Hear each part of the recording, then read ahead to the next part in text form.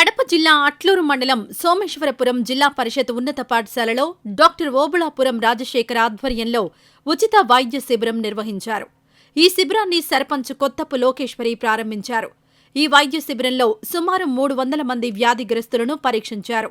ఇందులో 180 మందికి షుగర్ మరియు బీపీ పరీక్షలు నిర్వహించారు. ఎముకలు, కీళ్లు, చిన్నపిల్లలు, ప్రసూతి విభాగ, dental, general surgery, general medicine, కంటి, ఫిజియోథెరపీ వైద్య నిపుణులు పాల్గొన్నారు.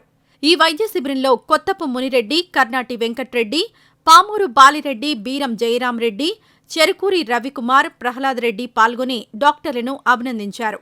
ఈ సందర్భంగా డాక్టర్ రాజశేఖర్ మాట్లాడుతూ బద్వేలు నియోజకవర్గం మారుమూల ప్రాంత పేద ప్రజలకు ఉచిత వైద్య శిబిరాలు నిర్వహించి పేద ప్రజలకు ఉచిత వైద్యం అందుబాటులోకి తేవాలనే ఉద్దేశంతో ఉచితంగా మందులు కూడా పంపిణీ చేస్తున్నట్లు తెలిపారు. ఈ వైద్య శిబిరాలను ప్రజలు వినియోగించుకోవాలని కోరారు. ఇందుకు సహకరించిన కొత్తపు మునిరెడ్డికి కృతజ్ఞతలు తెలిపారు.